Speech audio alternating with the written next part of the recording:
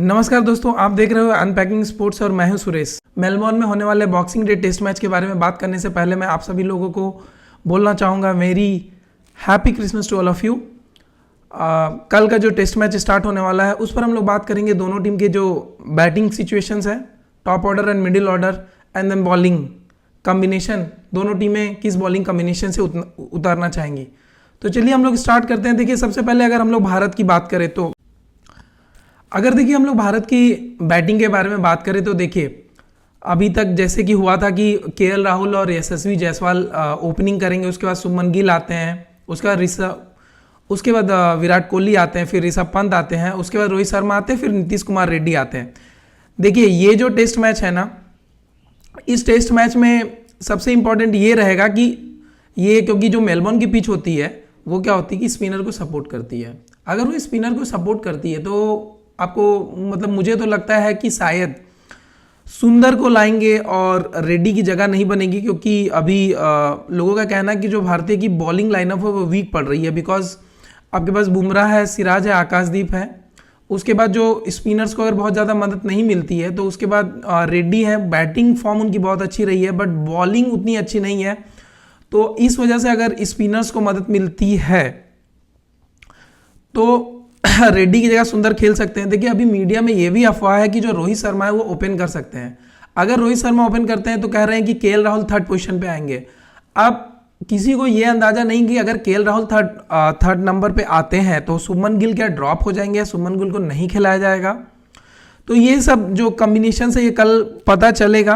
But basically मुझे तो ये लग रहा है कि जो अभी तक जो जिस तरह से केएल राहुल खेल रहे हैं तो केएल राहुल या तो ओपनिंग करें या तो थर्ड पोजीशन पे आए।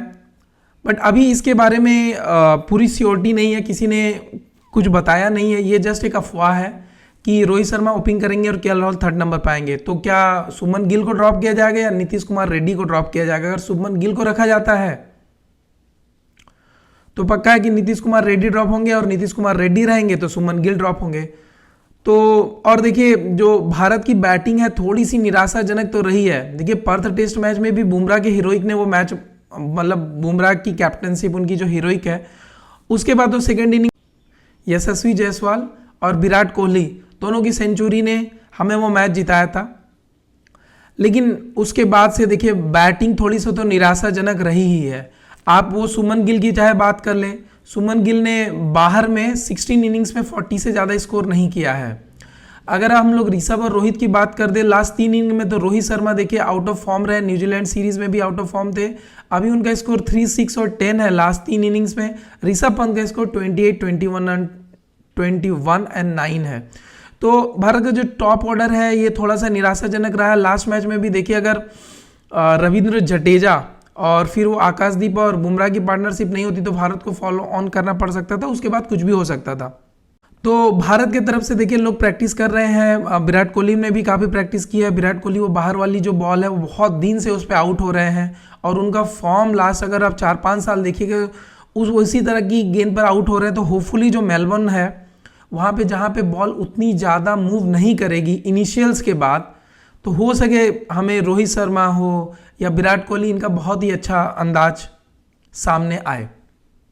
आकाशदीप, सिराज और बुमराह ये तो पक्का खेल रहे हैं। अब सुंदर खेलेंगे, रेड्डी खेलेंगे, शुभमन गिल खेलेंगे, ये कल पता चलेगा।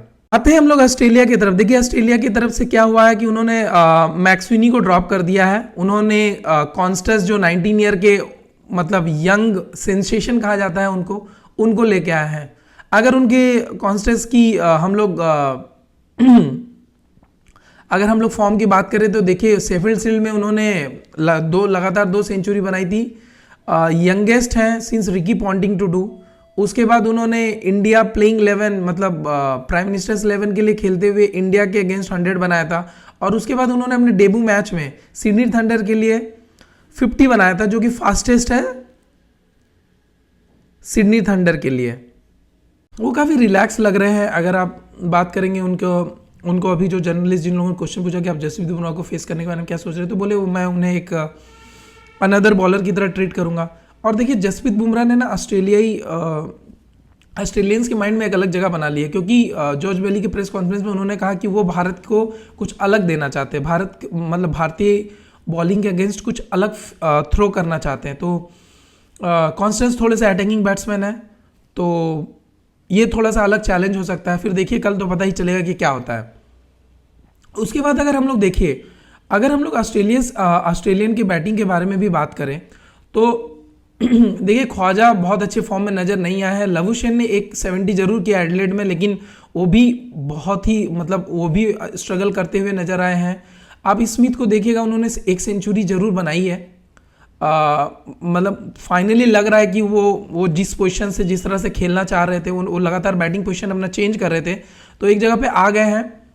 तो और उसके बाद देखिएगा आप मिच मार्श जो स्ट्रगल कर रहे हैं, अगर भारत में जसप्रीत बुमराह ने भारत को इस सीरीज में बचा के रखा है, तो ऑस्ट्रेलिया के लिए वो काम ट्रेविस हेड ने किया है अपनी बैटिंग के थ्रू, और वो बुमराह के अगेंस्ट भी बहुत अच्छे।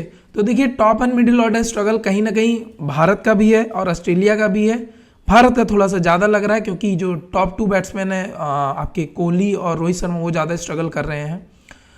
यहाँ पे ट्रेविस हेड आके ऑस्ट्रेलिया को बचा ले रहे हैं। अगर हम लोग बॉलिंग की बात करें तो देखिए स्कॉट बॉलैंड खेलेंगे हैजलवुड की जगह, टीम अनाउंस हो चुकी है। तो अगर आप देखिएगा कि मुझे नहीं लगता कि मतलब हैजलवुड से कम है, मुझे तो ये स्कॉट बॉलैंड ज़्यादा ही डेंजरस लगते। एक ही जगह पे बॉलिंग करते भारत, तो फिर भी हैजलवुड को खेल पा रहा है। बट बॉलैंड के देखिए, अगर आप ऑस्ट्रेलिया ने अभी तक 35 मैचेस खेले हैं, टेस्ट मैचेस, जब से बॉलैंड ने डेब्यू किया है। वो हैजलवुड, स्टार्क और पैट कमिंस का जो कॉम्बिनेशन है, उसकी वजह से हर समय बैठ जाते हैं, और जब भी कोई इंजर्ड होता है तब बॉलैंड खेलते हैं। तो बॉलैंड ने देखिए 11 मैचेस में 40 विकेट लिए, उनका एवरेज 20.62, और एमसीजी में उन्होंने 647 लिया था। तो बॉलैंड किसी से कम खतरनाक गेंदबाज नहीं है। और देखिए सबसे इंपॉर्टेंट है कि आपका एमसीजी में जो मैच हो रहा है, नेथन लायन तो खेलेंगे क्योंकि वो उनके फिक्स स्पिनर है। हम लोग बात करते हैं एमसीजी के कुछ इंटरेस्टिंग स्टैट्स के बारे में। तो देखिए यहाँ पे 117 मैचेस हुए हैं। जिस टीम ने बैटिंग फर्स्ट की है उन्होंने 57 जीता है, जिन्होंने बॉलिंग फर्स्ट की 42 जीते हैं, जिन्होंने बॉलिंग फर्स्ट की है 42 जीते हैं। फर्स्ट इनिंग स्कोर देख लीजिए 307 है, सेकेंड इनिंग स्कोर 312 है, लेकिन अब देखिए थर्ड इनिंग स्कोर 252 है।